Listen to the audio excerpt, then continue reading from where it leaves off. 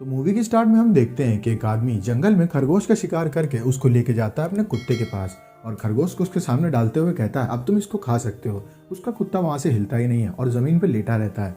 जब वो अपने कुत्ते के पास जाके देखता है तो उसे पता चलता है कि कुत्ते की मौत हो चुकी है और वो बीच से फट चुका है। इसके बाद हमें एक कॉलेज दिखाया जाता है जहाँ से 5 बच्चे छुट्टियां मनाने के लिए कैंप की ओर जा रहे होते हैं जंगल में। इससे पहले वो एक स्टोर में जाते हैं जहाँ पे पॉल जाता है एक बच्चे से मिलने के लिए जो स्टोर के सामने बैठा रहता है। वो बच्चा पॉल के हाथ में काट लेता है। पॉल जोर से चिल्लाता है। उसके बाद उस बच्चे का फादर आके पॉल से सॉरी बोलता है और कहता है ये बच्चा जंगली है, इससे दूर रहा करो। वहीं दूसरी ओर जेफ अपनी गर्लफ्रेंड के साथ अंदर जाता है स्टोर के और वो ज़रूरत के सामान लेकर के वहाँ से निकल जाता है। वो लोग पहुँचते हैं अपने कैंप में जहाँ जेफ और मर्सी कैंप के अंदर घुस करके इंजॉय करने लगते हैं और वो उन दोनों से बोल देते हैं कि तुम लोग जाकर के बाहर चाहो तो घूम सकते हो। बर्ट निकल जाता है गन लेकर के हिरण और बाकी छोटे छोटे जीवों का शिकार करने के लिए। वहीं दूसरी ओर पॉल अपनी क्रश कैरन के साथ निकल जाता है घूमने के लिए। कैरन और पॉल बोट के ऊपर लेट जाते हैं और बोट पानी में चलने लगती है। वो लोग आपस में बात करते हैं कि कैसे पॉल को कैरन पसंद है, पर कैरन उससे ये कहती है कि मुझे एक लड़के ने किस किया था। पॉल को बुरा लगता है लेकिन उसके बाद कैरन उसको किस कर लेती है और वो पानी में कूद जाता है। बट चारों तरफ गिलहरियों को ढूंढ ढूंढ के गोलियां चला रहा होता है। तभी उसके सामने वो आदमी आ जाता है जिसके कुत्ते की मौत हो गई होती है और वो पूरा का पूरा आदमी खून में सना हुआ होता है। बट उसको देख करके घबरा जाता है। वो उससे कहता है प्लीज मुझसे दूर रहो। इस बीच उसने गिलहरी के चक्कर में उस आदमी को गोली मार दी होती है गलती से, लेकिन वो आदमी उसकी तरफ बढ़ता रहता है। बट उससे कहता है प्लीज दूर हो जाओ, तुम्हें कोई बीमारी है, अगर तुम मुझे छू लोगे तो मुझे भी हो सकती है। वो आदमी जब उसके पास आ ही रहा होता है तब बट उसको फिर से गोली मार देता है और वो नीचे गिर जाता है। इसके बाद बर्ट वापस आता है उन लोग के बीच दिए। रात को वो लोग वहाँ पे बॉनफायर जला करके एंजॉय कर रहे होते हैं और पुरानी पुरानी कहानियों को डिस्कस कर रहे होते हैं। इसी बीच उनके पास एक आदमी आ जाता है जो कि अपने साथ एक कुत्ता लेके आया होता है। उसका नाम जस्टिन होता है।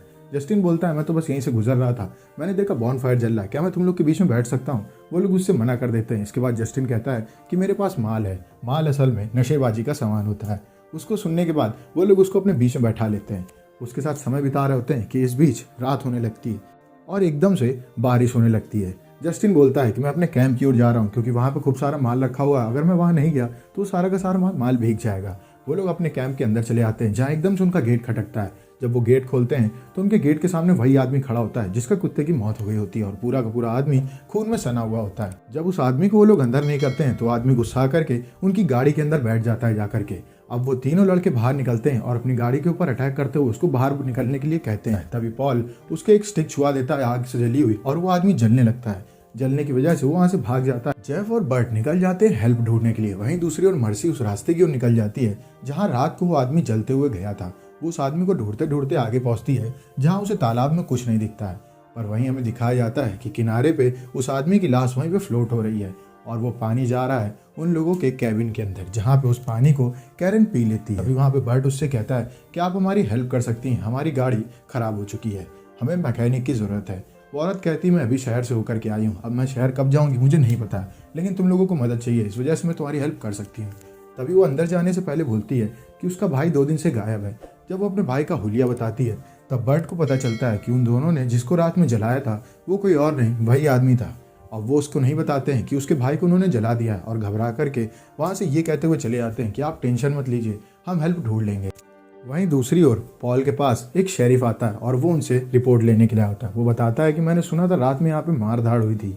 पॉल उसको बता देता है कि रात को एक आदमी यहाँ पे आ गया था जो बीमार था। वो उसकी हेल्प करना चाहते थे लेकिन ज़्यादा बीमार होने की वजह से उनको ये डर था कि कहीं उन्हें बीमारी ना हो जाए, इस वजह से उन्होंने उसको वहाँ से जाने के लिए कहा। अब वो लोग अपनी गाड़ी को साफ कर रहे होते हैं जहाँ पे पॉल जब अंदर आ जाता है तो वो देखता है कि कैरन की तबीयत कुछ बिगड़ चुकी है। कैरन वहीं पे सो रही होती है। पॉल उसके बगल में जाकर के लेट जाता है। जब रात होती है तो उसके साथ इंटिमिडेट होने की कोशिश करता है। जब वो उसके पैंटी के पास हाथ पहुंचाता है तो वो देखता है कि उसके हाथ में खून लग गया है। चादर हटाने के बाद उसे पता चलता है कि उसका पैर बुरी तरीके से गल गया है। सब लोग अंदर आ जाते हैं। पॉल जल्दी जल्दी अपना हाथ धुल करके वहाँ पे आता है और वो बताता है ये तो बीमार हो चुकी है। अब बर्ट गुस्से में कहता है सब लोग यहाँ से निकलो, इसे हमें रूम में ही बंद करना पड़ेगा, इसे वो इन्फेक्शन लग चुका है। वो लोग जा करके बाहर के फार्म हाउस की तरफ उसको बंद कर देते हैं और अब वो सब एक दूसरे का चेकअप करते हैं। अब उन्हें नहीं पता होता है कि उनमें से कौन ठीक है और कौन नहीं। सुबह बर्ट जाता है गाड़ी के पास और वो 2-3 बार के ट्राई के बाद गाड़ी को स्टार्ट कर लेता है। अब वो सबसे कहता है कि जल्दी से कैरन को लेकर के आओ, हम लोग यहाँ से निकलते हैं। वो लोग कैरन को लेने के लिए जाते हैं जहाँ पे एकदम से बर्ट को छींक आती है और वो देखता है कि उसके मुंह से खून निकल रहा है। असल में बर्ट को भी उस वायरस ने जकड़ लिया होता है। लेकिन बर्ट इस बारे में उन सबको नहीं बताता है। वो कैरन को गाड़ी की तरफ ला रहा होता है जहाँ कैरन की हालत बहुत बिगड़ी हुई होती है। वहीं दूसरी ओर जेफ आता है और कहता है, तुम सब लोग इसको छू रहे हो, मैं जानता हूँ मेरी दोस्त है, पर उसको ही वायरस ने पकड़ लिया और मैं अब तुम सबके साथ नहीं रख सकता हूँ।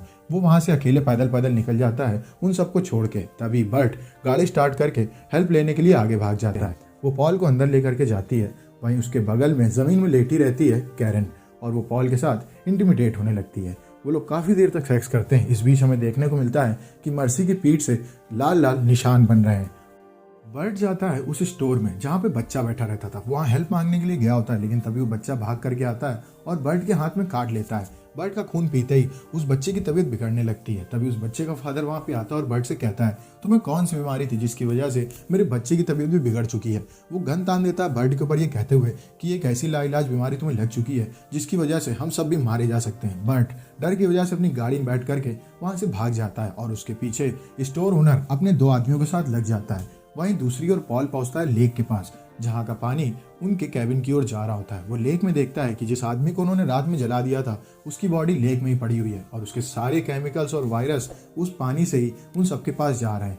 वो जान जाता है कि अब उसको खतरा है। वो भागता है कैबिन की ओर बचाने के लिए मर्सी को, जहाँ मर्सी अपनी टांगों के बालों को शेव कर रही होती है और इस बीच उसकी खाल भी निकल आती है। वो देखती है कि वायरस ने उसे बुरी तरीके से पकड़ लिया है। वो वहाँ से बाहर भागती है जहाँ पे खड़ा रहता है जस्टिन का डॉग और वो अटैक कर देता है मर्सी के ऊपर और उसको जान से मार देता है। इसके बाद वो डॉग जा करके कैरन को भी खा जाता है। जब अंदर आता है पॉल तो वो देखता है कि वहाँ पे वो डॉग खड़ा है और उसने उन दोनों को खा लिया है। वो डॉग जैसे ही पॉल के ऊपर अटैक करने वाला होता है पॉल उसको गोली मार देता है। तभी पॉल के पास भागते हुए बर्ट आता है और उससे कहता है, प्लीज़ मेरी मदद करो। बर्ट की हालत बुरी तरीके से बिगड़ चुकी होती है। बर्ट गेट के अंदर घुस जाता है जहाँ पे स्टोर ओनर अपने दोनों आदमियों के साथ आ जाता है। वो अंदर घुस करके बर्ट को जान से मार देता है। तभी पॉल उन तीनों के ऊपर अटैक कर देता है और एक एक करके उन तीनों को घायल कर देता है और उनमें से एक को कैबिन में बंद करके वहाँ से निकल जाता है हेल्प मांगने के लिए। भागते भागते वो एक कैंप फायर के पास जाता है जहाँ पे वो इंस्पेक्टर खड़ा होता है। उस इंस्पेक्टर के पास हेडक्वार्टर से ऑर्डर आता है कि पास के कैबिन में बहुत सारी लाशें पड़ी हुई हैं और ऐसा माना गया है कि उन सबको कोई बीमारी हुई है। मैं चाहूँगा कि अगर वहाँ से कोई आपके पास आए तो उसको भी मार दें। अब वो इंस्पेक्टर गन तान देता है पॉल के ऊपर। पॉल उन सब के ऊपर अटैक कर देता है और इंस्पेक्टर के सर पे अटैक करके वहाँ से भाग जाता है अपनी जान बचाने के लिए। लेकिन इस बीच पॉल ने उनमें से काफ़ी लोगों के ऊपर खून की उल्टी कर दी होती है। आगे जा करके पॉल पहुँचता है सड़क पे और वहीं पे बेहोश होकर के गिर जाता है। ट्रक उसको कुचलता नहीं है और ट्रक ड्राइवर उसको हॉस्पिटल ले जाता है जहाँ उसके सामने शेरिफ होते हैं, उससे सवाल पूछ रहे होते हैं। शेरिफ को बात पता होती है कि पॉल उसी कैबिन से आया है जिसके अंदर से वायरस ईजाद हुआ है। वो डॉक्टरों से कहते हैं कि इसकी टेंशन आप मत लीजिए, आप इसको मेरी गाड़ी में डाल दीजिए, मुझे पता है कि इसका क्या करना है। वो पॉल को मार करके उसी लेक के पास फेंक देते हैं और वहीं दूसरी ओर जेफ एक शांत जगह से निकलता है और वो बचते बचाते पहुंचता है कैबिन की ओर। उसे खुशी होती है कि वो जिंदा बच चुका है। तभी पुलिस वाले वहां आकर के उसको गोली मार देते हैं और छन्नी करके उसकी जान ले लेते हैं। इसके बाद उन सब की लाशों को एक के ऊपर एक रख के जला देते हैं इस उम्मीद से कि वायरस अब खत्म हो चुका है। लेकिन वायरस नदी के थ्रू उनके शहर में फैल चुका होता है और मूवी यहीं पे खत्म हो जाती है। अगर आपको वीडियो अच्छी लगी तो वीडियो को लाइक करें, चैनल को सब्सक्राइब करें। मिलते हैं आपसे नेक्स्ट वीडियो में, तब तक के लिए stay safe, stay healthy, bye bye.